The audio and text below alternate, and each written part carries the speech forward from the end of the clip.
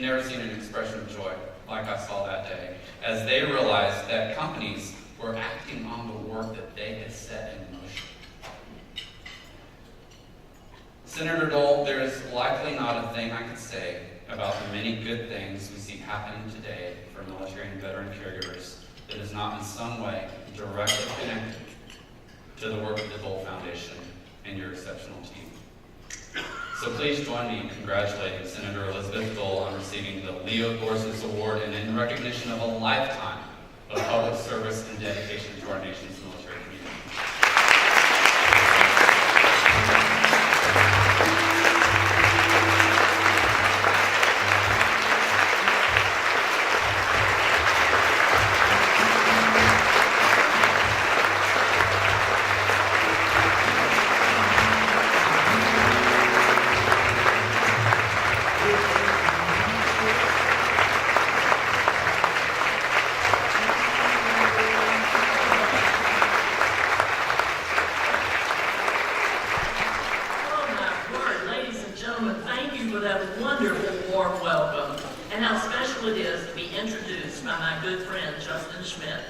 Justin, Harriet, Dominique, and their team at USAA are extraordinary in so many ways.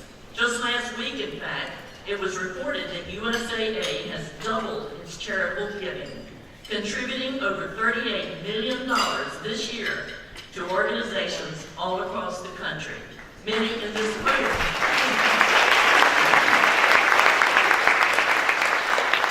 Justin, it is no small thing to lead transformative change such as you have.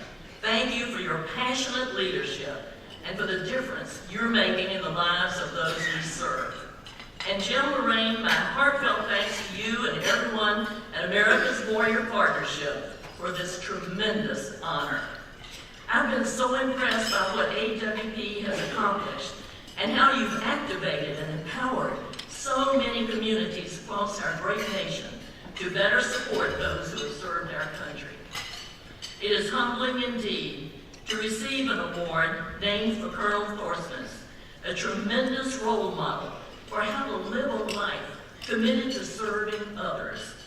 His legacy keeps alive the precious ideal that the truest leaders are also public servants.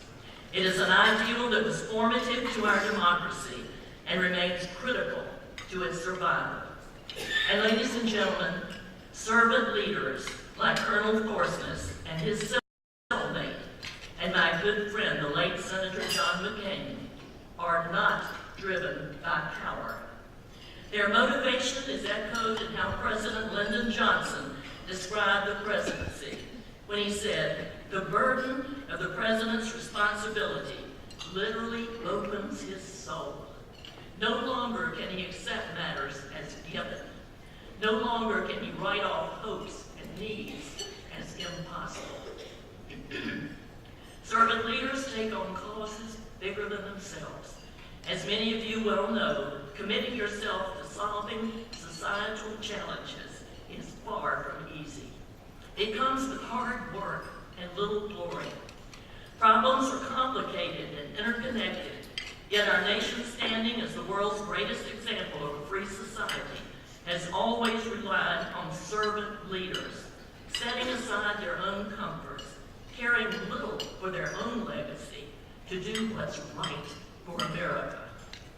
Leaders who act as public servants see the humanity in others. They take time to understand each other, appreciate each other. President Lincoln was a model of this respectful nature. He once admonished a group he heard disparaging Southerners by warning, "Don't criticize them. They are just what we would be under similar circumstances." Inevitably, leaders who can look beyond political parties and see the good in one another are more effective at solving our nation's biggest challenges. Servant leaders are also humble and willing to accept the consequences of their decisions. On the eve of the D-Day invasion, General Eisenhower drafted a statement to be released if the invasion failed. In it, he wrote, "If any blame or fault attaches to the attempt, It is mine, and mine alone. In the final analysis, that is what great leaders do. They don't pass the responsibilities or blame to someone else. They stand ready to make the hard decisions and to live with failure or success. To their core, servant leaders place the well-being of others ahead of their own. Clara Barton, the founder of the American Red Cross, dedicated her life to caring for wounded service members, as you know. Reflecting on what it means to serve others, she once said, "You must never so much as think whether you like it or not, whether it is bearable or not. You must never think of anything except the need and how to meet it." We should note that we're in the hometown and final resting place of one of history's greatest servant leaders and community activists, Martin Luther King, Jr. On March 31st, 1968, 50 years ago this year, Dr. King delivered the Sunday sermon at the National Cathedral in Washington, D.C. Tragically, it would be his last. In it, Dr. King would remind us that being connected through mere proximity or through a world made smaller by technology is not enough to make a community. Communities are formed through mutual expressions of compassion. Or, as Dr. King so eloquently described it, we have made of this world a neighborhood, and yet we have not had the ethical commitment to make of it a brotherhood. Ladies and gentlemen, we indeed have a moral responsibility to respect, support, and come to the aid of our suffering neighbors, particularly those like America's military caregivers, whose struggles come through no fault of their own, but rather because they chose to take on the tremendous responsibility of caring for a wounded, ill, or injured warrior at home. 5.5 million Americans voluntarily care for a loved one who served. The vast majority of these young spouses, mothers, dads, and siblings are not professional social workers or healthcare providers. Yet they have dedicated their lives to this new role, administering medications, performing at-home medical procedures, and dressing, bathing, and tending to the personal hygiene of their loved ones. These caregivers provide nearly $14 billion a year as an unpaid workforce. On top of everything else, they're usually responsible for the household too, paying the bills, handling legal and financial challenges, and managing child care. Many also must hold down a job, as they are now the sole breadwinner for the family.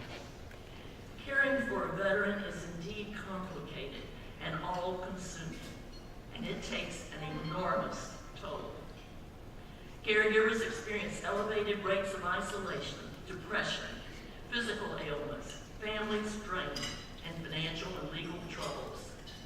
More and more we hear about how that stress is passed on to those around them, most particularly their children. The Elizabeth Dole Foundation, together with our 300-member national coalition, has made fantastic progress in raising awareness and resources for these hidden heroes, but we still know far too little about their journeys from day one as a caregiver through decades to come. Over the last 18 months, our foundation has partnered with Philips to bring together many organizations, including the Wounded Warrior Project, AARP, Fisher House Foundation, Give an Hour, RAND, the Red Cross, our friends at the VA, and nearly 500 additional subject matter experts and caregivers to build the military and veteran caregiver journey map. The map seeks to address our ongoing gap in knowledge by documenting the common milestones of the military caregiver journey, understanding the impact it has on caregivers' physical, psychological, financial, and social well-being, and highlighting opportunities for intervention where the right people and services might provide them the most effective support. Now imagine for a moment that you're lost, and you stop to ask a couple of people for directions. Each person might have a distinct way of explaining which way you should go. varying names for the landmarks you're going to pass, and maybe some different shortcuts to take. If you ask 5 people for the same directions, you might end up more confused than ever, right? But now imagine that you stop and ask just one more person for help. But instead of verbal directions, he pulls out a map with a clearly defined route, well-highlighted landmarks, and a key that describes the obstacles and opportunities in your path. This is the goal of the Military and Veteran Caregiver Journey Map, to provide a common language and understanding of the milestones and obstacles that caregivers will face along their journey from the very moment they begin giving care. Once completed, this map will be a tool that legislators, social workers, veteran service organizations, employers, nonprofit, and faith leaders can use to identify where they can offer key assistance and resources to these hidden heroes. I just saw a preview of the map, and it looks fantastic. We'll be sharing the digital version of it with you later this fall. A big, big thank you to Team Phillips for their tremendous support. In just a moment, my good friend John Scott of Fox News will facilitate a conversation with 3 of our Dole Caregiver Fellows from Georgia, Stephanie Root, Precious Goodson, and Stephanie Smith. As they share their experiences, please notice what they say about their evolution from those early days when they had no idea of the magnitude of their new role, to the long struggle to learn and adapt to new challenges, and finally, to the moment they found their rhythm and felt confident they could indeed be the advocate and supporter their veteran needs. Ladies and gentlemen, let me say again what a privilege it is to receive this honor. I recently read some of Colonel Thornton's recollections of his time as a prisoner of war in one of the darkest corners of the world, and I was moved by many of his accounts. One in particular has stuck with me. It was his memory of watching the prison guard through a peephole in the brick wall of his cell and feeling grateful to America's founders for creating a free nation. Reflecting on that moment, he wrote, "I marveled that by chance I had been born an American. As if by the flip of a coin, I had been given the most precious gift in the world, freedom." Since our nation's birth, that freedom has been nurtured and protected by servant leaders like Colonel Thorson and like so many of you who are committed to helping our nation fulfill one of its most sacred promises, to fully support those who have borne the battle and their loved ones. Thank you for dedicating yourselves to our country, to your fellow Americans, and to causes bigger than yourselves. Thank you for living the words of Lincoln and Johnson, Eisenhower and King.